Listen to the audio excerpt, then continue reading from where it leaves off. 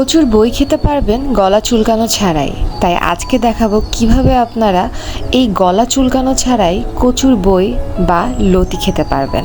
এই লতিটা যখন আপনারা সেদ্ধ করবেন তখন অবশ্যই লবণ আর হলুদ দিতে ভুলবেন না। এটা দিলে দেখা যায় যে তখন আর গলাটা চুলকায় না। আমাদের বরিশালের ভাষায় এই লতিটাকে বলা হয় কচুর বই। আজকে আমরা দেখাবো কচুর বই দিয়ে কিভাবে ইলিশ মাছ রান্না করে। এটা হয়তো বা অনেকেই জানেন, খুবই সিম্পল একটা রান্না। তবে আজকে দেখাবো আমার আম্মু কিভাবে এটা রান্না করে। আপনারা যখন লতিটা কষাবেন তখন এই তেলের সাথে ইলিশ মাছটা যখন ভেজে থাকবেন তখন ওই ভাজা অংশের যে এক্সট্রা যে তেলটা থাকবে সেটা এটার সাথে দিয়ে দেবেন। আদা, রসুন, পেঁয়াজ বাটা, মরিচের গুঁড়া, হলুদ এবং এক্সট্রা করে আবার আম্মু কাঁচামরিচ বাটাটাও দিয়েছে। আর একটা জিনিস মনে রাখবেন, যত বেশি আপনি কষাবেন তত লতিটা কিন্তু আস্ত থেকে যাবে, এটা গলে যাবে না বা নষ্ট হবে না। এখানে যে এক্সট্রা করে পানিটা দেওয়া হয়েছে সেটা কিন্তু গরম পানি করে দেওয়া হয়েছে।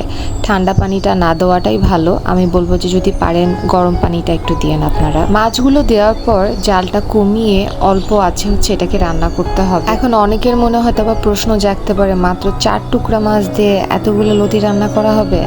হ্যাঁ, এখানে আসলে আপনি 2 পিস দিয়েও আসলে এই মাছটা রান্না করতে পারেন। এই যে হয়ে গেছে লতি দিয়ে ইলিশ মাছ রান্না, খুবই সিম্পলভাবে রান্না করা হয়েছে। আর এটা কিন্তু রান্না করতে খুব বেশি একটা সময় লাগে না। এই যে এখন শুকনো শুকনো হয়ে গেছে, তরকারিটা হয়ে গেছে।